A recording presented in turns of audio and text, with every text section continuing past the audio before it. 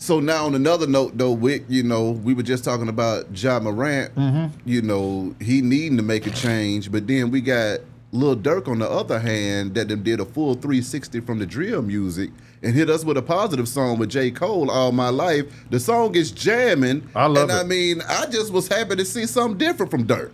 I agree with you, but we talked about that. If you go back and look at our old videos, which a lot of y'all do, go look back at a lot of the stuff that we say about these artists. Maybe he saw it.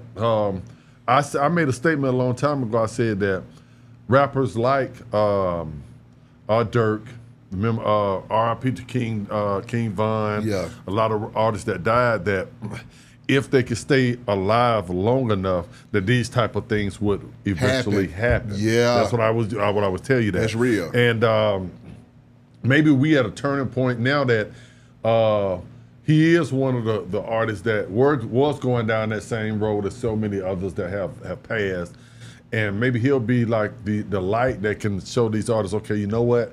I came from all this. I rapped about having bodies. I did this. I don't know if all that stuff is true that he was saying.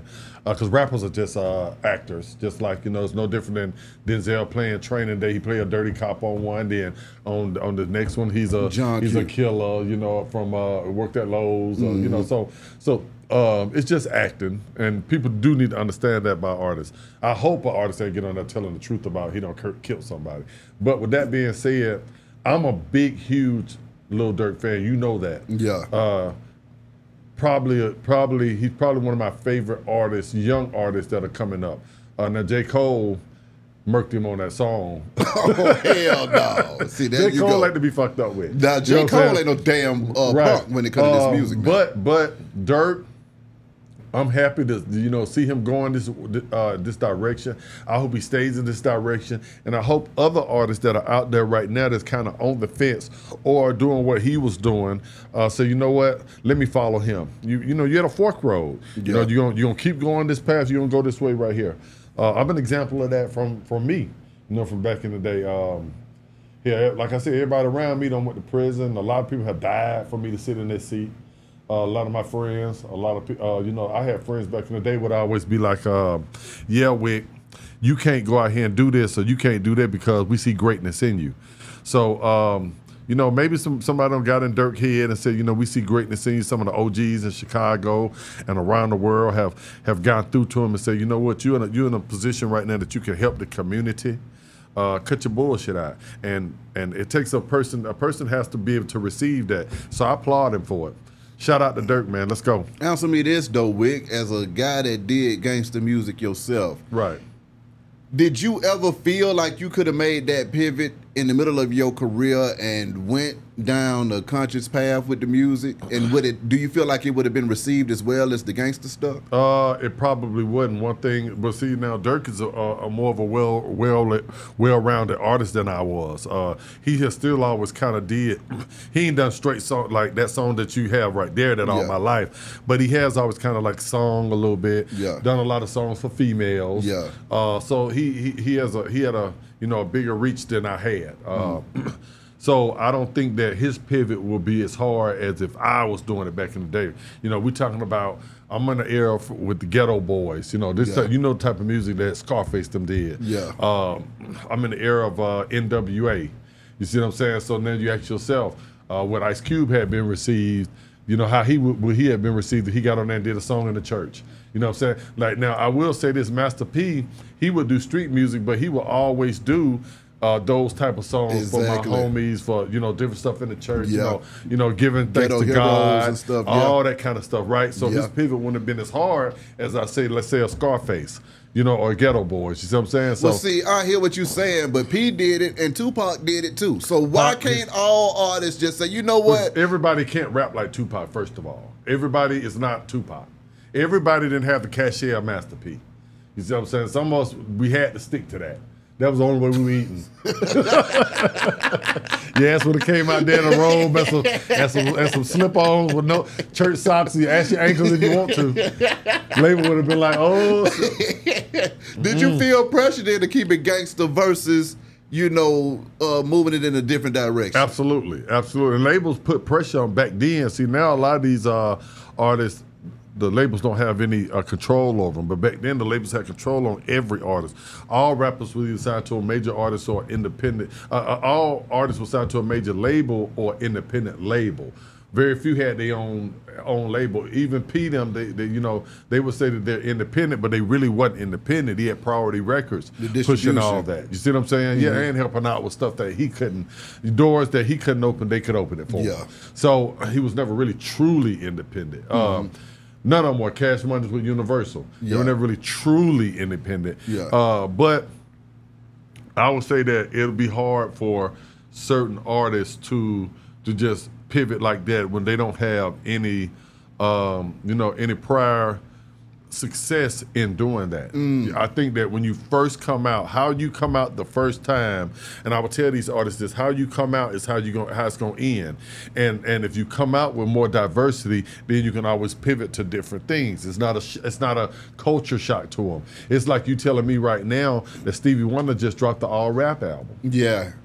Could he pivot to that? Hell no. Right. So, Michael Jackson doing the country album. He ain't dancing up there no more. Sitting up there in some tight jeans, a buckle, and a hat. But answer me this, though. How major do you think it is for artists like Durk to do a song like this, man? I mean, how do you feel like this will impact the culture? And what do you think, how impactful this statement is that he's making with J. Cole? I think it's huge because, like I said, I'm a fan. I don't think that it's a 360 pivot. I think I've already kind of seen a lot of this in the making. So I think that he'll definitely be okay. He has a loyal fan base, he has a big fan base of females. So I think that females, they'll embrace it. There'll always be some, the guys, we kind of gangster. Oh man, this nigga don't soul out, this nigga. But I think he all right. I think that he'll be okay. Then he couldn't have did it with a better artist. Only artist that I say that he could have probably do that song that was better than J. Cole would probably be me. If I and on some real serious shit, when I saw the video, I loved the video. Right. They got all the kids in there, When I saw that they didn't put you in there tap dance, I was so fucking mad. The only way that I'd be in there tap dance is somebody shooting at my feet. They're shooting at my feet, then I'd be in there tap dance. Just making the music with my feet. Hell no. Wait a minute. I don't tap dance for no goddamn body.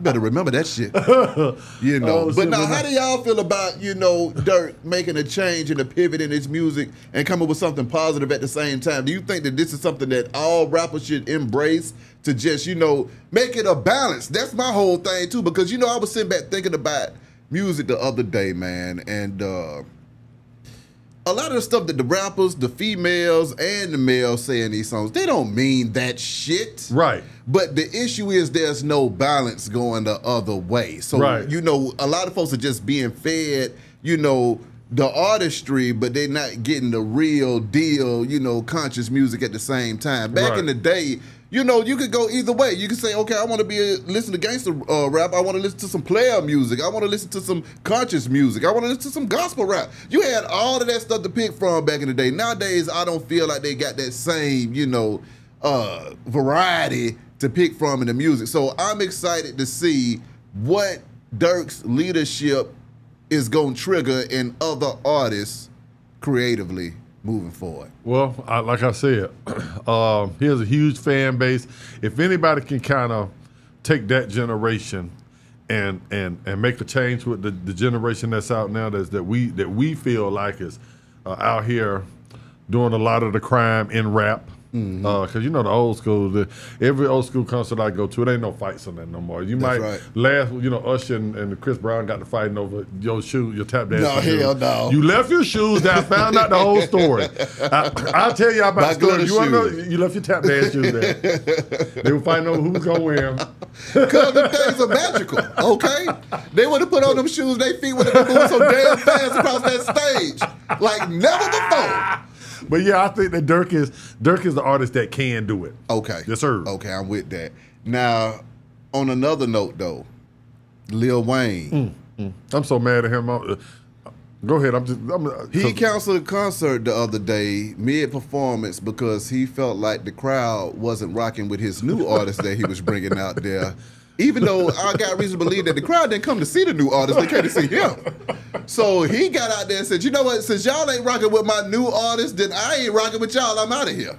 You do the same thing though. Oh hell no! When everybody be on, in the comments, Galaxy, we love you. Galaxy, you're the greatest. Cut the comments off. It always be some. Cut the comments. Now can't nobody comment. It'd be a little burner account every single time. Well, I don't think Galaxy is really all that.